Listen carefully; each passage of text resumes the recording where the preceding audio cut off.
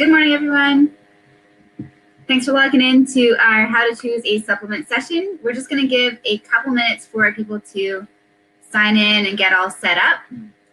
If you can hear me, give me a hello or a hi or an okay in the chat. If you're logging in for the first time, you should be seeing the chat on your right-hand side. If you are on your phone, you'll just have to swipe to the second screen. Awesome, thank you. So my computer sounds a little bit like a jet engine today, so hopefully it kind of chills out a little bit, but sound is good. Cool, thanks.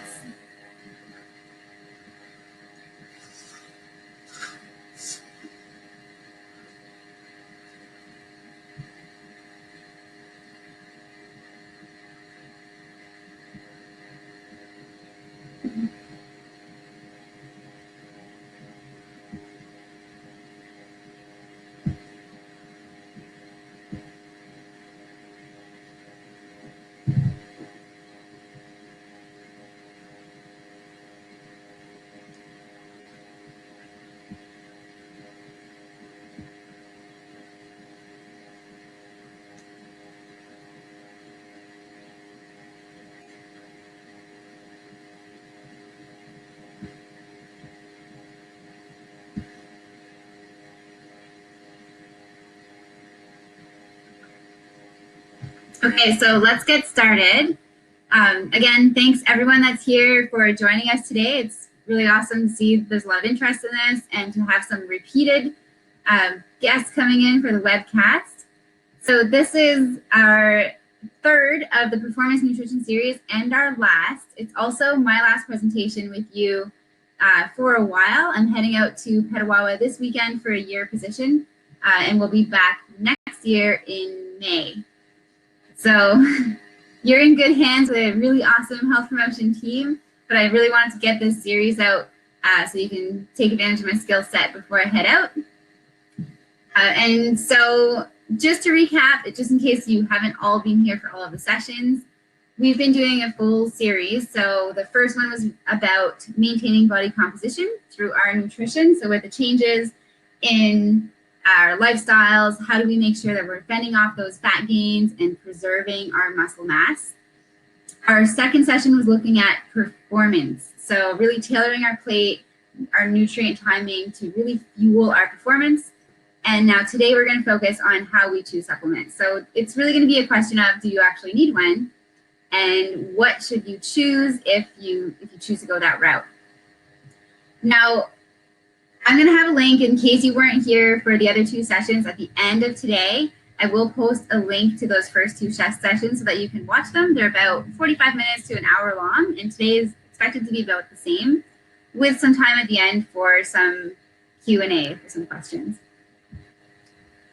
I'm going to load up for you the slides just in case you want to refer to them in the future. So just if you see where the chat is, you should now be able to see a handout.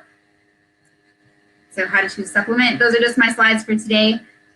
There are quite a few websites and links that I'm going to refer you to. So you'll have those as a resource later on. And I'll be plopping some more handouts as we go through. It's important to understand with supplements that there's so many supplements that are out there that we don't have time today in this short webcast to go over each and every supplement with their evidence and how much you should take and who it works for. But what we'll do is set you up so that you can properly assess a supplement when you come across it. And of course, your health promotion team, there are registered dietitians out there that you can reach out to, and the resources that I'll give you today should set you up for success when you're choosing something. All right, so I see that some people have downloaded, so that's obviously available. That's great. Let's get into, before we talk about supplements, I want to review a little bit the base of our sport nutrition, because what we're looking at and what we're focusing on is really that performance. So the first and second session that we were together, we talked a lot about that foundation.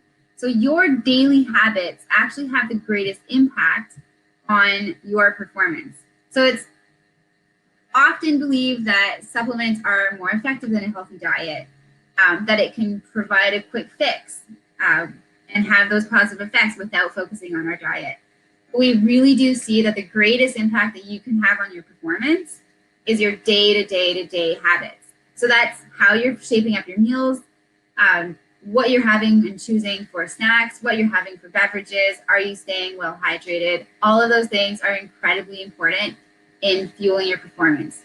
When you've got that all done right and you've got it all down pat and it's a habit, you're doing it long term, that's when supplements may play a role if you want to really get that next level. So let's not forget that. Now, a review of what our plate should look like if we're someone who's in an easy training phase, so training about like less than an hour per day, most days of the week, or if we're in a weight management phase, so we want to ensure that we're not gaining, we're trying to either lean out or fend off those fat gains from COVID and the fridge being nearby. This is what our plate would look like. So half of the plate being full of vegetables and fruits, lots of colors, lots of fiber there, whole grains, and then lean proteins. And again, as a reminder, if you're looking for that weight management, a little bit more protein to help you maintain your muscle mass is going to be good, and that's what your plate looks like. So we talked about in our first session, making sure that we get all of those different colors, all of the vitamins and minerals and antioxidants and anti-inflammatory compounds that we find in plants from those vegetables and fruit, and including healthy fats in our diets, again, to reduce that inflammation for people who are training hard and getting those multiple sessions in a day. That's going to be really important. As we look at someone who's training more, so moderate training here, remember what I mentioned, this is from the US Olympic Committee. So a moderate training day is probably more than what most of us are doing day to day. But what you need for that is to ensure that you're getting the carbohydrates in to support your training. So you'll see with this plate here that we've got a greater proportion of the plate that's coming from grains. Again, we're still focusing on those whole grains as much as possible. Plenty of veggies and fruit, some fruit on the side to enhance that plate a little bit. And that quarter plate looking at lean proteins. And of course, when we're talking about that competition time, that race day, or when you're in really intense training for a short time, you may need to bump up those grains to even half of your plate to get the carbohydrates that you need for your training. Now, I bring all of this up specifically for this brief because if we're not focusing on getting that nutrition that's going to fuel the training that we're doing, then a supplement is only going to have a smaller or no effect relative to what you can achieve with your diet. So making sure that your diet is really in line with your training goals and your training plan. All right, session 2, we talked about targeted fueling, so nutrient timing around exercise. That means that our hydration, our carbohydrates, our protein are well placed, bookending our workouts, maybe fueling our longer sessions so that we're getting the most out of that training as well. So getting, that extra rep, pushing a little longer, a little faster, a little harder throughout your workout so that you can get those muscle adaptations or those energy system adaptations that you're seeking. So a little refresher on that, again, getting you thinking about, am I doing everything right? Here's our nutrient timing. So pre-workout, we're looking at our fluids, getting carbohydrates in before we train, but ensuring it's something that we can digest and tolerate for our training session. During workouts, anything under an hour, water is going to be sufficient. But beyond that, we're looking at carbohydrates and potentially sodium for those long endurance workouts to make sure that we're fueling and replacing our losses. And then post-workout, when you have another session coming up, so when that recovery time becomes really important, is that you're going to train again within the next 8 hours, carbs and protein to refuel those glycogen stores and to repair and rebuild the muscle breakdown that you've caused during your workout. All right, so if you want more information on these, I will have the links at the end of today's presentation, and they are actually in the slides that you've downloaded, so you can refer back to those last presentations that we chatted about. Because what I really want to focus on today is sport supplements. So when we look at the pyramid, I guess, or the breakdown of sports nutrition and how we can have an impact with our intake, our everyday eating is really the foundation. And that actually makes up for about 75% of what you can achieve with your intake or your diet in terms of performance. Nutrient timing around exercise. So as we just talked about, making sure that you're well fueled, that timing is important. That can really give you that competitive edge or give you that extra push if you have performance goals that you're aiming for. So about 24 to 25% of our impact and of our attention should go towards that nutrient timing around exercise. Sports supplement make up a really small part. So it can be anywhere from 0 to 1%. Some of the evidence, some of the products out there that have a lot of evidence can even give you up to a 2% performance increase in some parameters in some sports. So I really want you to make sure that you're coming into this with the perspective that you want to get everything else right too. So sports supplements can be vitamins, minerals, antioxidants, herbs, isolated fatty acids or amino acids, proteins, concentrates. Any of those would kind of fit into that sports supplement category. When we talked about nutrient timing around exercise, we talked a little bit about sports drinks, getting carbohydrates in. Gels might be an option for you. So those are actually more considered sports foods and would fit into that nutrient timing around exercise. As soon as a non-food ingredient is included into this, so let's say that you have a gel and there's caffeine that's added in, it now bumps into that sports supplement category because of course you're taking another product. Same thing goes with protein powders. They actually go from being a nutritional supplement if it's just protein in there to as soon as there are medicinal ingredients or herbal ingredients that are added in, it comes into the sports supplement category. So in Canada, we regulate those as dietary supplements. We'll talk about that regulation a little bit later.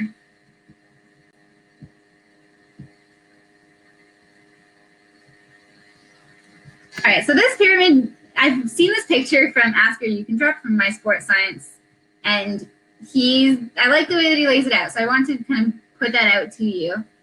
But how would you build a pyramid, right? So what we see on the left is what we see a lot of athletes, a lot of teams, a lot of supplement companies, basically starting with supplements. So they want to know what supplements are going to increase your performance. And I see this all the time. When people come to see me for advice or ask me questions, the supplement question comes up pretty early on in conversation. So people are focusing on supplements and then their nutrient timing, and then finally, maybe if they ever get there, what the rest of their diet looks like and how they're eating day to day.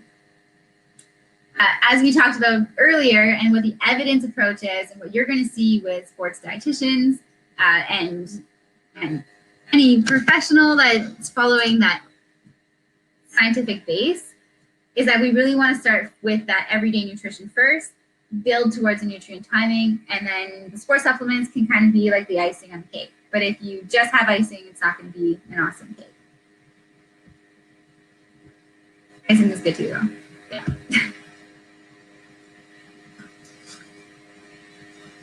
All right, so let's talk a little bit about why people use supplements. But first, I'm just going to test out our poll to make sure that you all know how to use that. And my question for you is, tell me about your supplement use. So you should see that poll come up on the right side of your screen, or just swipe if you're on a phone. So tell me about your supplement use. If you've ever used supplements, if you take something daily, vitamins or minerals, if you're currently using supplements, 1 to 3, or if you've got basically your kitchen cupboard full of supplements instead of food.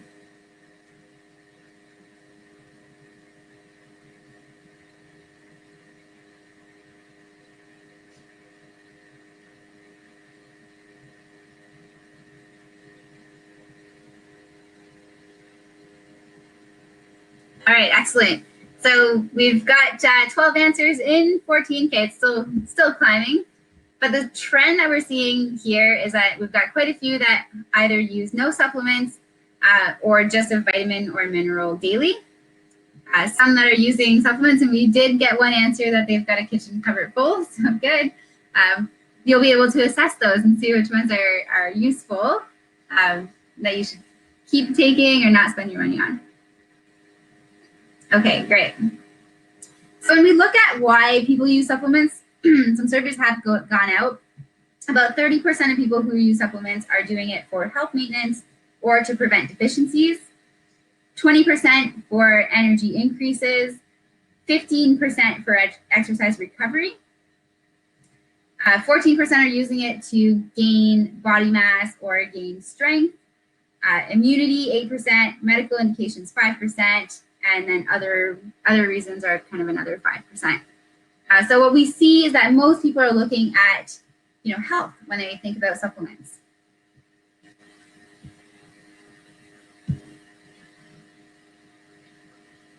And today I want to help you to figure out how to choose a supplement. So if this is something that's already in your regimen, how you would kind of figure out the better products that are out there and what's got evidence. If supplements are not something you're currently including, but you're curious about, we're going to talk about, yes or no, is it something that should fit into your program, and how to find out information on it. Now, as I was preparing these slides, I think the easiest way to look at it is a step-by-step process. So step one is looking at yourself. So doing that self-assessment, ask yourself those hard questions about your training, about your nutrition, your sleep, your stress management. Having that self-assessment first to see if you're doing everything else right. Do you have the base for that pyramid? Do you have that all going for you before you kind of delve into the supplement route? Step two is looking at the evidence. So I'm going to give you and share some resources with you today on where to find that evidence that is actually peer-reviewed and scientific and has some rigor behind it. And then step three, once you've decided, okay, supplements are the way I want to go, here's the one that's going to do the best, have the best impact for me. How do you decide which product that you're going to choose? Because there are plenty out there. It's a multi-billion-dollar industry, and there's plenty of marketing. So how do you kind of work through that? So the big thing here is really that self-assessment. So you have some questions that you want to ask yourself. And to help you actually think about them and not just look at a bullet point, we're going to go through a few of these. Just a reminder, I cannot see what your answers are. I just see percentages pop up. So I can't see who answers what before we get into this. All right, so let's look at our first question. Does my daily nutritional intake support my fitness goals? So we just talked about some of the stuff that you should be doing for nutrition. So these are some hard questions for you to ask yourself.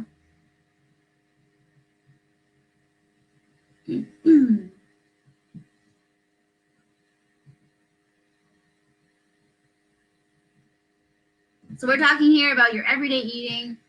Are you staying well hydrated? All of it, everything you're taking in. All right, so we have 67% saying yes and 33% saying no. So good first question. All right, question two. Does my training plan support my fitness goals?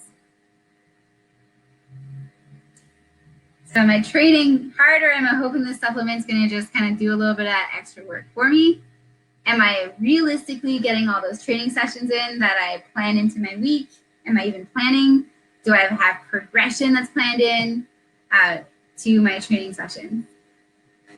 All right, we're about 50-50 here. 46% said yes, and 54% are saying the training plan is not in line with their training goals. All right, next one. Do I hydrate adequately? Am I getting in, for women, that's 2.2 liters per day, so 9 cups. For men, 12 cups a day, 3 liters, plus what you're losing through exercise. So those are the minimum numbers.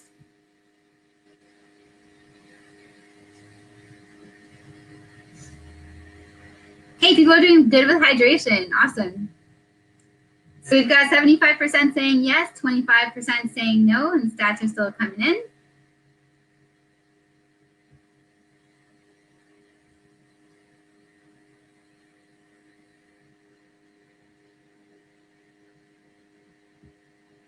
Here's a hard one. Do I get at least 7.5 hours of sleep every night?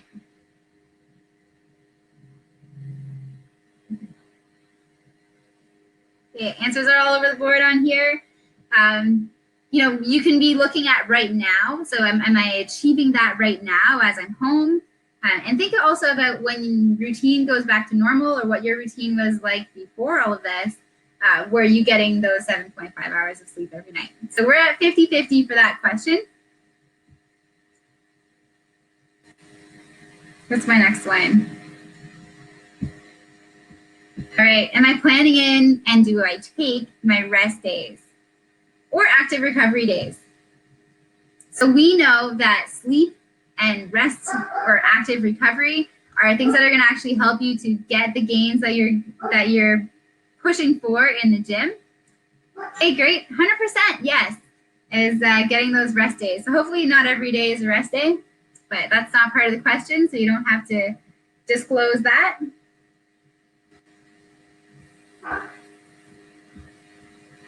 Am I avoiding overtraining? So having those rest days is part of it, but also managing your training load and ensuring that you're not overdoing it.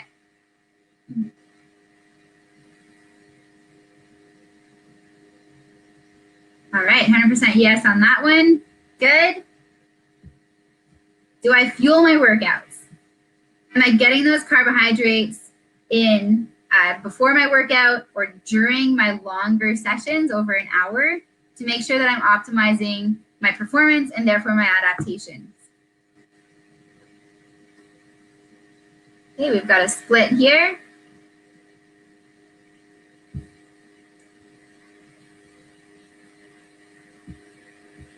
So this is referencing last week's presentation. Am I optimizing my post-workout recovery? Like I said, if you missed last week, you will have the link for the recording at the end of today's presentation.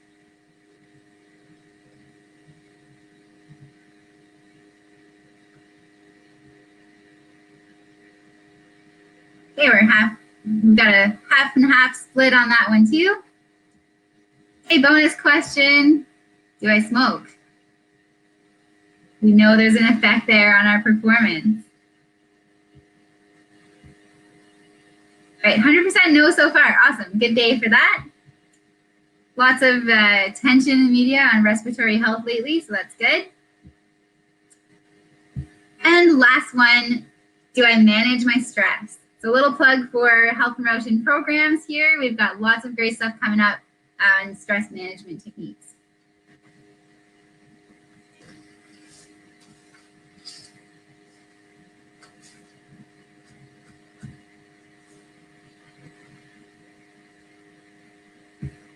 Okay, so thanks everyone for participating in that.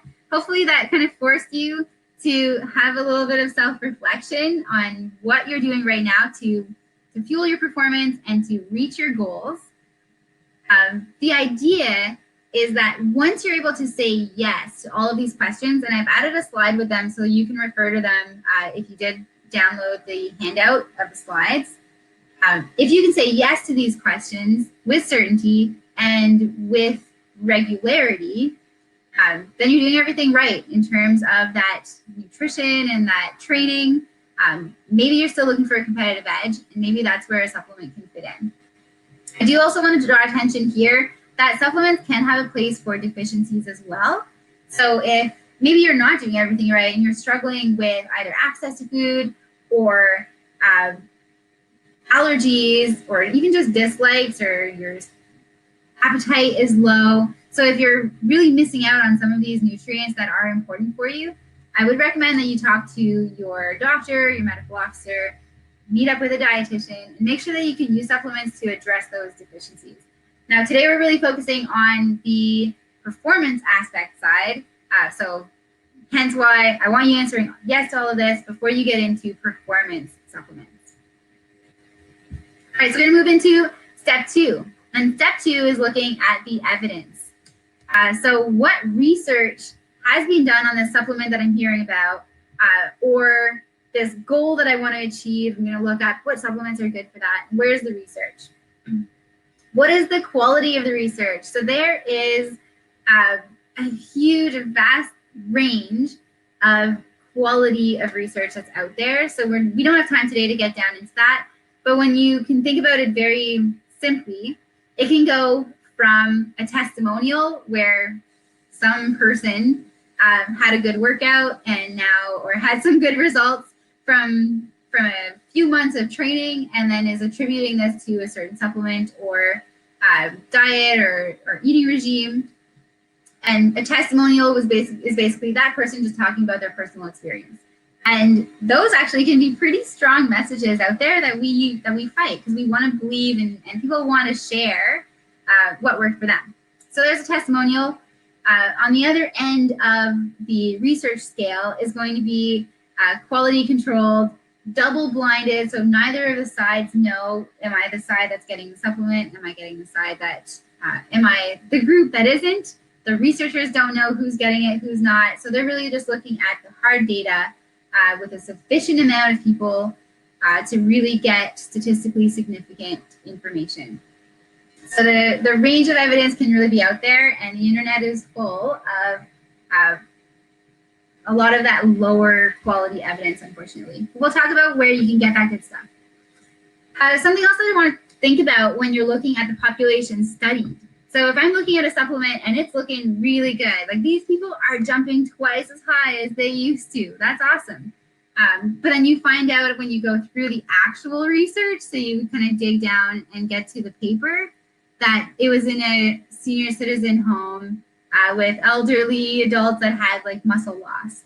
So you really want to make sure that the population studied is close to you. At the same time, you might be looking at a study that's with like high-level elite athletes, and is that really relevant to you and your training and your fitness at this time? So again, it can be at either end of the spectrum. You really have to look at that evidence and see how relevant or how close to your reality was this research. Next up are the findings relevant to my sport or my goal. So we'll talk today about which supplements actually do have some evidence. And spoiler alert, there's probably about like 5 or 6 that have some really strong evidence to get kind of, what would be the word? To justify, I guess, their use and their platform that's out there. And most of them don't have really great evidence.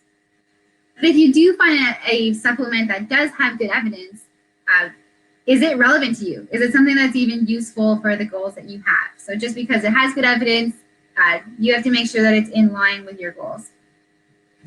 And the last piece is, what is the effective dose? So effective dose that's in the research is not always reflected in the product. So product may have a small amount of something just to get the word on their label, but they don't actually have enough of that ingredient to have some results. So you want to look at all of that information. So where do I find that information? You're probably a little, it would be normal to be a little bit overwhelmed by the amount of information that you need to find. And I'm going to go through a few resources. The first one, the International Olympic Committee. So they actually recently published in 2019 a consensus statement, and they do this regularly. You can imagine that the Olympic Committee would be really at the edge of evidence and following everything to ensure that our athletes are getting that top performance and they can be competitive when we eventually get back into the Olympics. So their consensus statement actually looked at a lot of different evidence, a lot of different products to see how they work and why they work and do they work, all of that info. So I'm actually going to show that to you on a slide. So let me pull that up. Just to give you an idea of what you're expecting with this consensus statement. So the statement starts off with some information about the rigor of scientific evidence. And then each table basically has supplements that have good or strong or no evidence for stuff. So supplements with good, strong evidence to achieve benefits to performance when used in specific scenarios. So looking at caffeine being a well-researched, well-established supplement. They'll talk about the overview, the mechanism, how it works, the dosing or protocol for use, what the actual impact is with that for performance, and then further considerations and potential side effects. So they'll do that for all of the supplements that have potential or good evidence. So same thing for creatine. So they'll give you the up-to-date information of how to load, how to maintain. For nitrates, for beta-alanine, sodium bicarbonate, so baking soda, for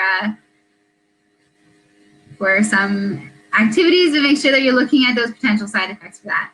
So what you can see here is that this list is actually quite short of products that have good evidence for that category. We have here a consensus statement for what's helpful for immune health, and again, looking at the evidence for efficacy, so how good the evidence is for vitamin D, for example, probiotics, vitamin C, going down to like low support or no support for some of the products. All right, so that's a little bit about like what the International Olympic Committee has to offer to help guide you to make those decisions. And I have the PDF here that I'll share with you. So you can always refer to that for any product that you're interested in.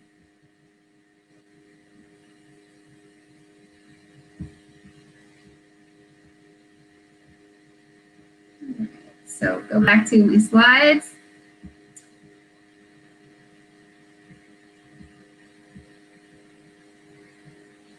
All right. So there's kind of like that black and white kind of boring version, the handout that I just sent you, compared to all of the like really flashy info that you can find online about all the supplements that are out there. All right, second resource I want to share with you is the Australian Institute of Sport. So what they've done is they've created a supplement framework. So the way that they break down their supplements is group A, B, C, or D. And they break that down. Essentially, group A are going to be products that have good evidence. They're supported for specific uses, specific situations in performance, and they're low risk. So that would be looking at like sports foods, like sports drinks, sports gels, sports bars. There's medical supplements that we see there's an improvement in performance. And then performance supplements. So on their group A list, they've got caffeine, beta-alanine, bicarbonate, beetroot juice, creatine, and glycerol. So that's it for their group A products. In group B, we're looking at a category where things are deserving of more evidence. So they're showing some promise that there may be some potential benefits, but there's not a strong benefit or the evidence isn't there yet to really prove it. And it's still a low-risk product. So that would be your group B products. So things you might recognize on that list are quercetin, BCAAs, leucine, zinc lozenges, some of the different supplements that are there. And I can pull up that site as well. Your group C products are basically anything that's not in group A or B, so the rest of the products that are out there, which are listed as having little meaningful proof or little beneficial effects that are kind of a waste of money or not actually helping in your performance. And then the group D supplements are the ones that are banned or high risk of contamination, so that we want athletes to stay away from. So just to give you a look at their site real quick.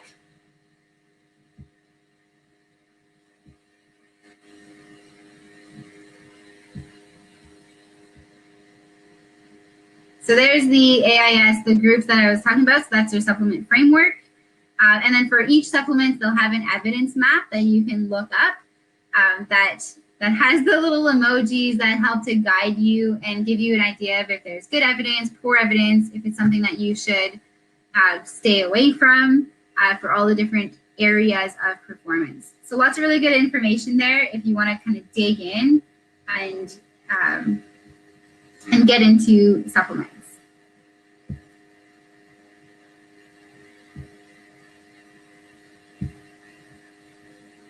Right, so back to sharing my slides.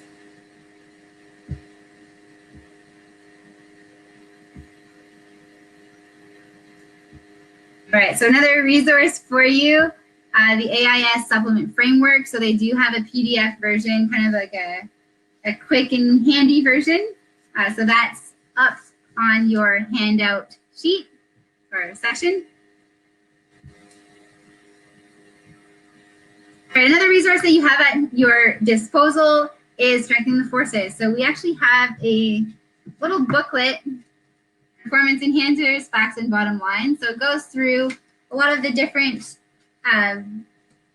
evidence that's out there and gives you basically quick facts and then the bottom line of whether or not it's something that is worth planning into your routine or spending your money on. So it gives you those resources as well. So again, just another resource for you. There's that Performance Enhancers, Facts and Bottom Lines as a PDF version, because clearly we're not in-house and able to hand these out to you, but you can still get that information. Now, if you have questions about supplements, where to get this information, you want to get your hands on this brief because you've lost the link, whatever it is, go to your health promotion team. So you can actually call us or email us, sorry, right now with Gmail, healthpromotiongagetown@gmail.com with any questions health related. Since we're not in office, we've created this positional mailbox that we can get in touch with you. You can get in touch with us. All right, last one, and I'm not going to go through their site, is the WADA, so the World Anti-Doping Agency. So if you are an athlete, if you're competitive in sport, you really need to watch this closely because you don't want to take a substance that is banned in your sport. So what WADA has is essentially all the lists of prohibited products in every sport and some reasoning why. So if you can really kind of dig into that evidence, that information as well. And so that's there for you too. Now it's worth mentioning, so it's not just in sport that people are tested for drugs. We see the same thing in the military. So there can be, drug tests that can be random or attached to deployments or certain jobs. So you really do want to be careful with the supplements that you are taking to make sure that it's a safe supplement and it's not contaminated. So we're going to get into the safety of products as well coming up. So make sure that you're paying attention whether or not you are an athlete. Oh, I just got kicked out of presenter mode here, so there we go. All right, so that brings us to step 3 of evaluating supplements, and that's looking at the product itself. So I've decided that I am doing everything right, and I really want to go to that next level and get some supplements to push me towards my goals. I've looked at the evidence, so I've found something that is supported with some strong evidence, and it actually is in line with what I need. So how do I actually go to the store or go online and choose this product? So the first point that I want to bring up here is that your safety is your responsibility. So most supplements are not rigorously tested as a prevention. So it really is up to you to do your homework and choose products that are safe. And I'm going to give you ways to actually do that. So there's no the regulation that is out there for supplements is not the same thing as you would see for prescription drugs. So we do have some regulatory practices that are in place, but it's not quite as rigid. And so you do need to protect yourself. Now, we've seen athletes that have been tested for products that ended up having a contaminated product in their line, and essentially it ends up being that person's responsibility. So you need to be mindful of that. All right, so step 1, when you're standing in a supplement store or the Cannex, or you're looking online for something, you want to look for an NPI number. So in Canada, for products to be legally sold, they actually have to have a product license. And the NPI number essentially shows you that it's a licensed product in Canada. To get a license, they basically have to fill out forms. They tell Health Canada what medicinal ingredients are in their product, what source they have, the dose that they've got, how potent it is. recommended use and non-medicinal ingredients that are in there. And they also will basically promise that they have good manufacturing practices. So they show that they've got their product specifications, they're not making it in a basement somewhere, they've got a premise, equipment, personnel, sanitation programs, all of that quality assurance stuff is in place. And they can be subject to batch testing. But to be honest, Health Canada does not have the time or resources or capacity to be going around and testing every product. But essentially they're stating that, yeah, of course, if we were tested, our stuff would be good. So that's meant to ensure that there's a safe and high quality product. But what we see is that a lot of companies do slip through the cracks. And as well as we're able to regulate it here in Canada, it's even worse in other countries. So if you're buying products online, you'll have different ingredients or different manufacturing practices that are allowed in different countries. So just a heed of warning there. Next thing you want to do is check your ingredients. So what's in this product? So when we look at risk of contamination, when we look at products, a single ingredient product tends to be a safer option than a stacked product. So stacked would be like a pre-workout that has a bunch of different ingredients, a bunch of different things that they're throwing in there to hopefully entice you to buy their product and think that you're getting more. So the more that we see stacked products, those are actually a higher risk product for contamination. Not just that, but if the dosage isn't right, so if you're looking at your information on the sources that I talked to you about for evidence, the dose may not be right. And a clear example of that is beta-alanine. So if any of you have ever taken a pre-workout that gives you kind of like that tingly feeling, so your like fingers and maybe your face kind of start to get a little bit tingly, the ingredient that does that, it's called paresthesia, but the ingredient that does that is beta-alanine. And we know that there are a lot of supplement companies that toss in a small amount of beta-alanine in your pre-workout to give you kind of that feeling and that placebo effect that your product is doing something for you. Now, when you look at the evidence for beta-alanine, you actually have to load beta-alanine over time and in doses that are far greater than what you're going to find in any of these pre-workouts to actually get a positive effect from it. But what people see is, oh, cool, beta-alanine, that has good evidence. I get the tinglies before I work out, so this must be working. And in the end, they're not getting the benefit of beta-alanine at all. So you want to look at the dosage. You also want to watch out for dosage in terms of having too much of a product. So in this picture on my slide here, you can see that there's like 41,000% of the daily value of vitamin B12. That's really not necessary. So we want to be, you don't need more than 100% per day of your daily requirement. Right. So when you are looking at the ingredients and you are looking at a stacked product, know that the risk of contamination is higher. And then know that you should be looking now at all of the different ingredients that are in there for their evidence as well, not just the product that you're looking for. So I tend to lean towards either single or dual ingredient products just to keep things simple and I know what's in there.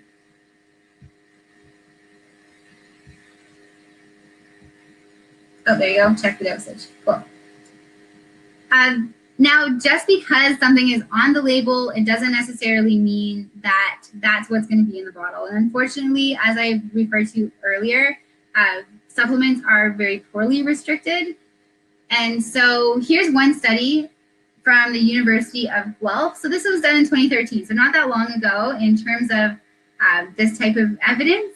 They looked at 44 products, like herbal and supplement products, at 12 companies. And only 2 of those 12 companies provided authentic products. So there were no substitutions, no fillers, no contaminations in their products. 60% had stuff in their bottle that was not on the label. 32% had substitutions. So they said some source and they used a different source to get the active ingredient. And 20% contained fillers that were not listed, like rice, wheat, soy. So thinking about the amount of money that you're spending on these products, and there's fillers in there that you're not getting what you're looking for. This presents challenges. So whether that contamination, a lot of these industries are sharing equipment with pharmaceuticals. So if I'm using something that has a pharmaceutical ingredient that's being made there, and then I'm making my product, and it's not cleaned and sanitized properly, there may be traces of medicinal or pharmaceuticals that are going to be in your supplement.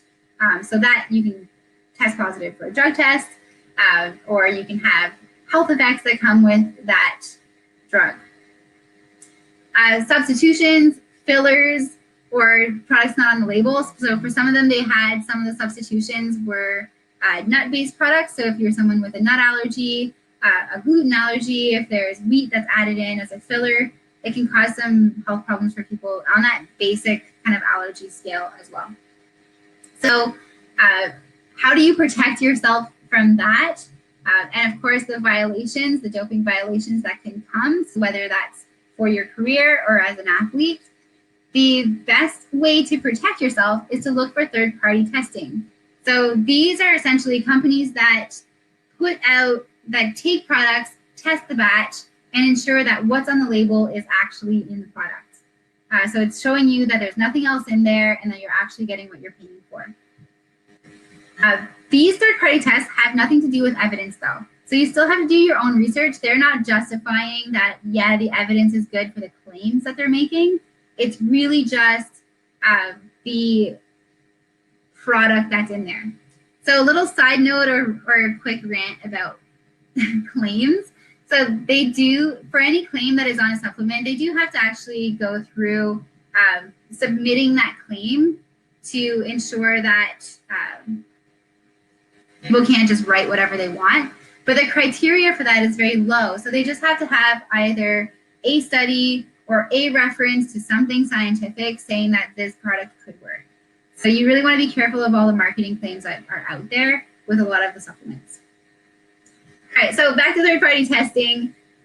What you're going to see is that what's on the label is in the product. So those are, across the screen, you'll see NSF, Informed Choice. Those are probably two of the more popular that you'll see in stores.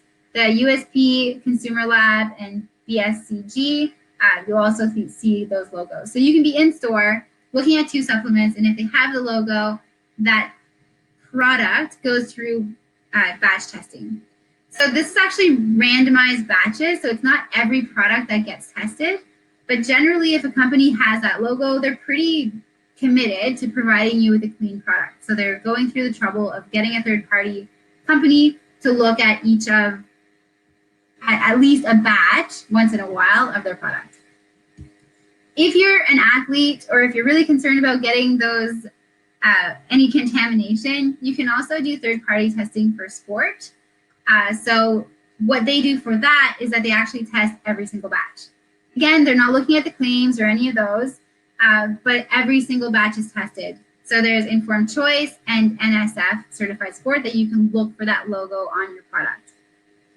Now, I've looked at supplement companies in the past that, you know, I really like the company and they don't have the product. So I've reached out and wrote to them and asked, you know, why don't you third-party test? And I've gotten responses back with their batch test. They just didn't spend the money to get the logo on the product. So if there is a company that you really like or whatever, you can always do that. I guess I got lucky because they actually were following good practices. Now, if you don't want to go stand in a store, I recommend going online and checking out these sites yourself before you get to the store, before you get sucked into the craze or the person that's trying to sell you something. There are two links here on this slide for you to look at. And I'll just pull you up. I'm just going to show you two of them. So the NSF Sport,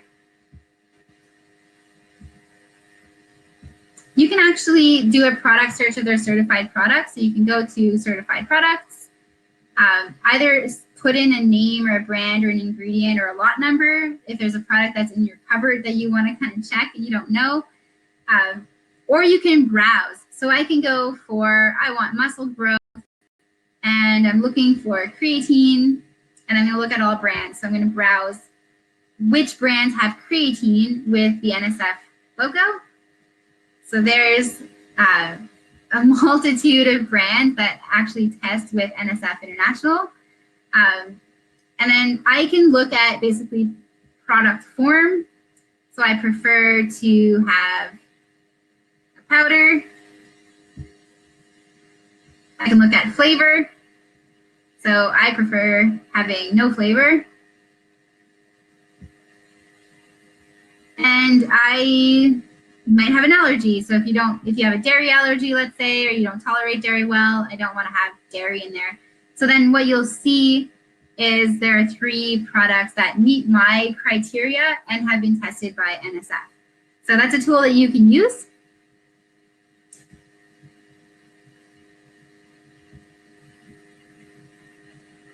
All right. Change sharing window, and I'll just show you one more,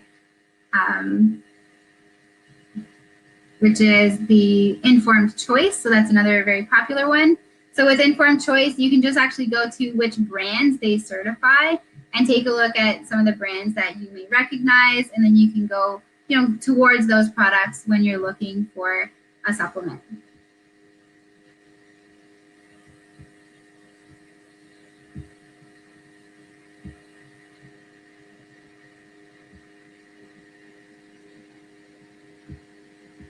All right. So I guess this probably highlights to you that choosing a supplement can be, some work. So you're putting in some time and some effort into going through all of those resources. Sorry, my slides are kind of moving on me. But a recap here of everything we talked about today is step 1 is doing that self-assessment. How am I doing with all of the other aspects of nutrition and training and lifestyle to ensure that a supplement is really something that I need? Step 2, looking at the evidence. So you have a bunch of resources available to you to look at what evidence is out there and the strength of it. And then step 3 is your product assessment. So making sure that it is legal to sell in Canada, that it's as simplified as it can be of how many ingredients it is, the right dosage, and then making sure that it's also tested for any contaminations or any extra products. So that's how you choose a supplement. A few other resources for you. So as I said, those are the links for the presentations that we had earlier this week. So you have that on your slide deck handout. A few nutrition resources in terms of sites. So unlockfood.ca, which I've talked about before, coach.ca, and then the Center for Excellence in Sport, or Canadian Center for Excellence in Sports, has some really good information on supplements as well. And if you are thinking about adding something into your plan, or you think you might be lacking something in your nutrition, reach out and see a dietitian. So for military members, it is covered by Blue Cross if you have an MO referral. So you need to talk to your MO and get a referral to see a dietitian. For civilians, there is coverage with some medical plans. There are free RD services, so registered dietitian services at community health centers, and there are some private practice dietitians that you can pay out of pocket to see. You can go to unlockfood.ca and click find a dietitian, and you can find registered professionals that are in there. So just being mindful that depending where you live in the country, the term nutritionist is not necessarily regulated. So in New Brunswick, it is not. So if you want to see a professional in nutrition, look for a registered dietitian, and you can find that through the link that I have up there.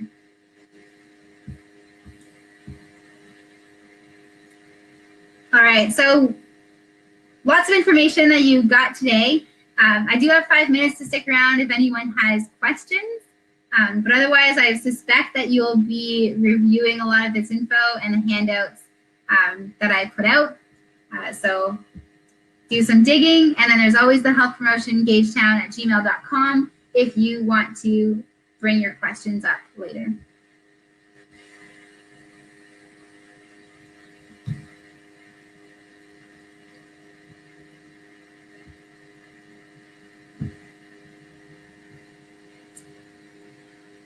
Awesome. So it looks like I'm off the hook for questions. Thanks everyone for tuning in. This has been really cool to see all of the interest in this. So a good question, are there more PSP classes or is this it? There are more PSP classes. There are webinars that are happening every week nationally that Health Promotion is putting out. And our local health promotion team is also putting out some really great stuff on all sorts of different health topics. So this is it for the Performance Nutrition series, but stay tuned on our Facebook page, PSP Gagetown, and you'll see a lot of more stuff popping up. And tune in. We're here for you, and we want to give you all the resources and help that you can get while it's accessible to you, while you have the free time at home, and improve your health. Okay, awesome. Thanks, everyone. Have a good day.